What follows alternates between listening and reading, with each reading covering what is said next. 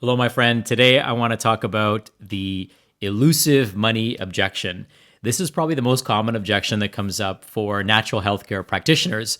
And part of it is because we either don't take insurance or we're not part of a socialized medical system, or people who do have benefits may have limited benefits for natural health and wellness. So we have to realize that if people had to pay out of pocket for all the different services that are out there, we would be the most natural choice. So the unfortunate reality is the financial deck is stacked against us from the consumer's perspective. So we have to really help them understand the value of what we offer. And the first thing I want to say to you is that there's a difference between value and price, right? See, some people see the price, however, some people see value. And it's our obligation and our responsibility to our clients and the people whose lives we want to change to help them see the value of what it is that we have to offer. Otherwise, all they see is the price. Now, let me give you an example.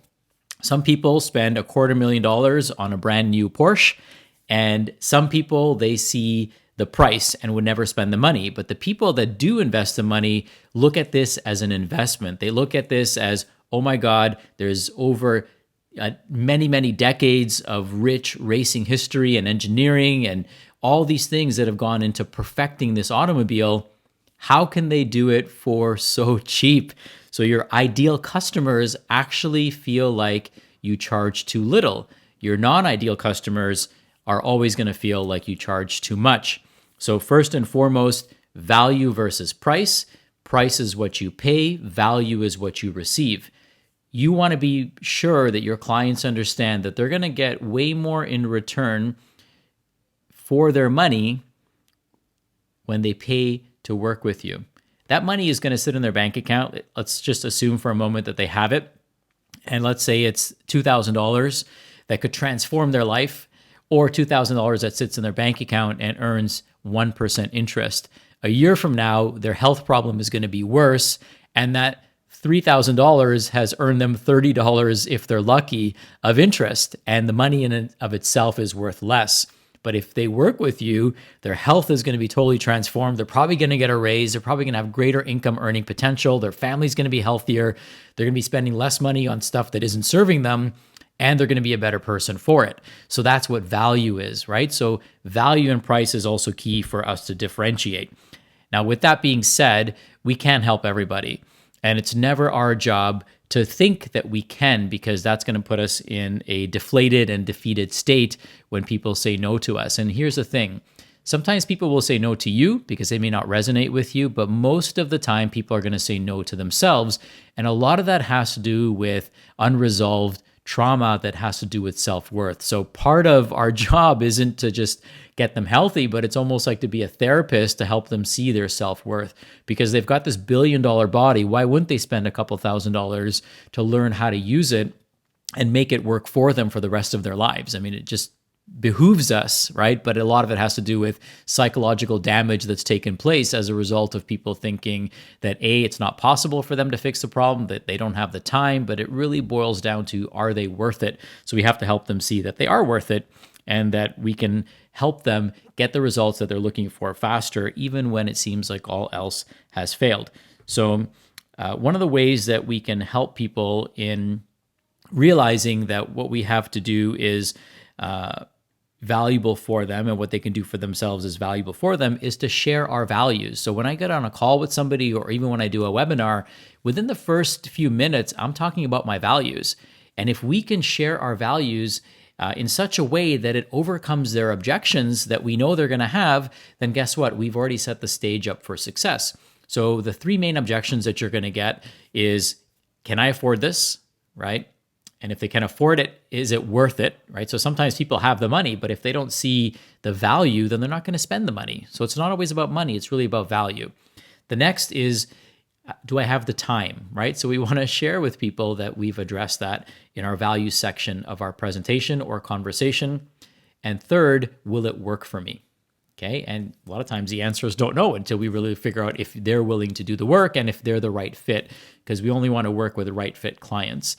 So the way I would share this is, Mrs. Jones, or if you're listening in on a webinar, I want to start by sharing our values, because when our values are aligned, we can add value into your life. And if our values aren't aligned, no harm, no foul. It just means that there is an alignment here, and it's going to be difficult for us to work together. And, just let me know if this is the case, because I don't want to waste your time. So first and foremost, we have combed the earth to create the most affordable and valuable solution for our clients. We want to get you healthy, help you feel whole, and help you feel happy, but we want to also do that without cutting corners. There's plenty of companies out there that'll cut corners, that will take shortcuts when it comes to your health, but we don't do that. However, we do honor that you work hard for your money, and we want to make that money go as far for you as possible. That's value number one. Value number two is we understand how busy everyone is, and we value your time, we value our time, so we've created a program that is practical, it's sustainable, it's something that fits into your busy lifestyle. In fact, I haven't met a single person that isn't busy these days and has extra time on their hands. So that's why we created this program exactly for the current times that we live in. The next one is, will it work, right? We don't know if this program is going to work for you. That's the purpose of doing this discovery call, to see if you have the right attitude, if you have the right condition that we can help. And if this is a grand slam, then we definitely want to work with you. And if it isn't, then our commitment to you is we'll help you find somebody who can help you so that you can have a winning solution when it comes to your health. So address the values right from the very beginning, and that lets down people's guard, right? They're not wondering, oh my God, do I have the time? Can I afford this? Is this going to work for me? You've already addressed that right from the very beginning, and now their nervous system is calm, and they're able to kind of listen in a little bit more instead of having their defenses up and being in a fight or flight state. So address those values as soon as you can in the call or on your webinars, and that's going to go a long way for you, I promise you. Another great question to ask people is, what would make this investment worth 10 times what you pay us, right? So if your program's $2,000, get them thinking and pay attention to the response that they give you. If they tell you, well, I want this, this, this, and this to happen, and you can make those things happen, then guess what? You've got a 10x opportunity. Now, if they tell you a whole bunch of things that you can't do for them, then it doesn't matter how much they pay you. You can't solve that problem for them. So you can't even give them a 1x return. So pay attention to what they say, because they're going to tell you exactly what they want to hear. And then if your program is the right fit, and you're obviously an ethical practitioner, which is obviously the objective here and the assumption here, then you're going to want to make sure you check off all those boxes and they feel like, oh my God, this is exactly what I've been looking for. Where have you been my whole life? Next is, this is a very powerful phrase. And when you get the financial objection, you want to make sure that you've built rapport enough to be able to use this. But, Mrs. Jones, what I found is that there's some people that come to us and it's too late. And they're spending thousands and thousands of dollars a month on medications, on chemotherapy, on rehabilitation. And they come to us at this point where it's too late, then we can't help them anymore. But what I do realize and what I hear them say is they would be willing to spend all their money to go back in time and make a decision that they put themselves first. Instead of putting everyone else first, they wanted to put themselves first, and they didn't. And so at what point in your health do you have to be at for this to be worth every penny in your bank account? We don't want to wait till you get to that point, because a lot of times your options become limited, and oftentimes it's way too late for us to do something for you.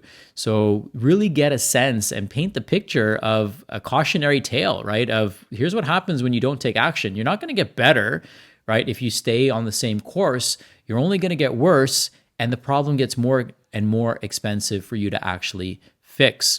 Now, another thing that you want to ask people, because sometimes people are coming to us and we might be their fifth or sixth or seventh person that they're seeing, is what else have you done to solve this problem?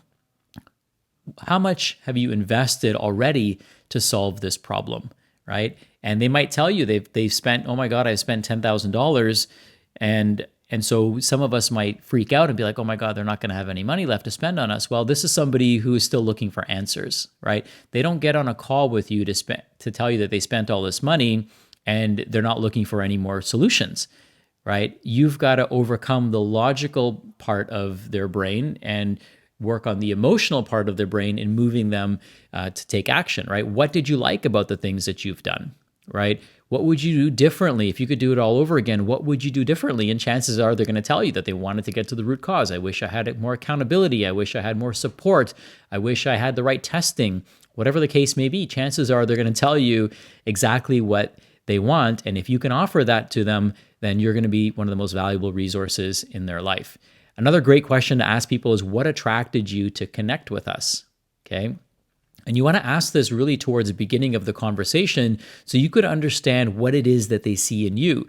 You might, if you don't ask this question, you might assume it's something that actually isn't quite true. And if it's something that they can put their finger on, then lean in on that, right? Oh, I love how you make it seem so simple. I love how straightforward you are. I love that you get to the root cause. I love that you do lab testing. I love that you don't overprescribe supplements. Really get clear on what it is that attracted them to you so that you could double down on that in your conversation with them.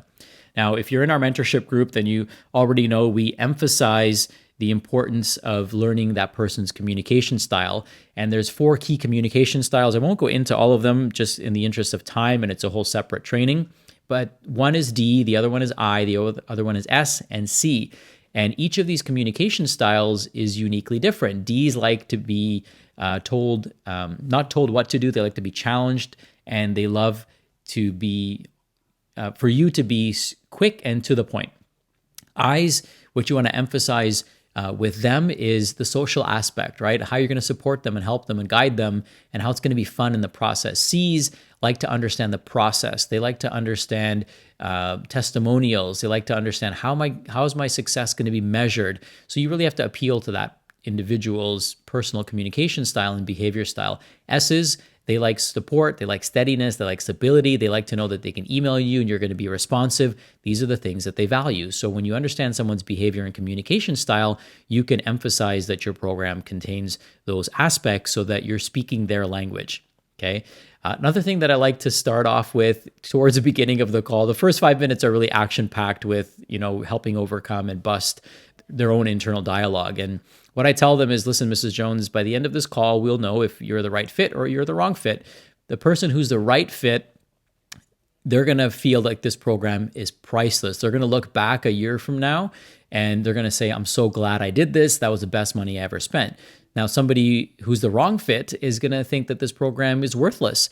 You get to decide based on if you're the right fit and if you're willing to take the action steps that are required and do the work. We know our program works. We've helped thousands of people or hundreds of people or whatever the case may be. And we know it works, but we are looking to see if you are the right fit or not, because this will be the best money you ever spent and it will be amortized over your lifetime. We're not just selling you a pill that runs out in 30 days. We're teaching you skills that are not only going to benefit you, but are going to collaterally benefit your entire family, and not just for a short period of time while we're working together, but for a lifetime. Many of our clients who've been with us, who've worked with us many years ago, are now enjoying the benefits of amazing, abundant health, and they don't need us. They're not dependent on us for them to stay healthy and happy. Next is, you always want to emphasize the long-term benefit and the collateral benefit, if you haven't done that already, with them, right? So, hey, your kids are going to benefit from this. Your spouse is going to benefit from this. Your future generations are going to potentially benefit from this because this is something that's going to last you a lifetime. These skills don't wear out. They actually improve over time, and you get better and better and healthier, and it becomes easier and easier for you to stay healthy and happy for a lifetime. All right. Now, next is, you really want to get a sense of, if it actually is a financial limitation, and if it's a self-worth limitation, right? So sometimes, we get into a situation, people say can't afford it, and the reality is they can afford it, but they just don't see themselves being worth it. So we have to, get into their psychology a little bit and understand, if this was free, would you do it? Right? So then we get a sense of, is this something that they actually want to do? Or what is within your budget? So you get a sense of if it's in their budget and if you can create an installment plan for them, right? It's your business. You can be flexible. You can create unique, bespoke payment plans for each and every one of your clients if you really want to help them and support them. It doesn't have to be a one-size-fits-all payment plan, especially when you're just starting out in your business. Now, if it's a self-worth issue, we want to really get to the bottom of that, right? We really want to find out if that's the case. And a simple question that you can ask is, Mrs. Jones or Sandra or Sarah, whatever the person's name is, or John or Joe, or Jim, if this was your child that had all these issues, what would you be willing to invest to solve this problem for them? If your child had these problems, the same problems that you've listed here, for the rest of their life, would you be willing to invest in solving this problem for them if you could? And if the answer is yes, then they have the money, and you also know they have a self-worth issue that you need to overcome, right? And so, when you're dealing with people's financial objections, there's a lot of psychology that you have to work through. There's a lot of trauma that you have to work through. There's a lot of failure that's likely taking place that you have to work through. It's a lot, right? And each person is going to have their own unique issues and challenges and behavior style and communication style and all the things that add up to whether they're willing to make that investment in themselves or not. One strategy I like to use when I'm making investment and purchase decisions with my clients is I want to let them know, hey, have you received value from us, right, up to this point? If they haven't received any value, then you probably have to give them some value first and educate them a little bit more before they're going to be willing to pay you. One of the things you might also want to share are cautionary tales. Many of our clients have been following us for 7 years, and the first thing they tell us is, I wish I had done this sooner. So we don't want that to be the case for you. We want you to make sure that you are adding value, you're educating people before you ever make them an offer, and also be judicious and recognize that you may not make somebody an offer, right? You only make the offer of your program and working with somebody if they are absolutely the right fit, and you can hit a home run with them and knock it out of the park. So I hope this helps. I hope this gives you some more confidence and insight. This is a topic that we could unpack for hours and hours and hours, but I wanted to give you some things to chew on so that you could at least, on your next discovery call, on your next webinar, your next presentation, you have some ways of presenting more value to your clients and moving them towards a decision that is beneficial to them. Lots of love. Hope you're awesome. I'll talk to you soon. Bye for now.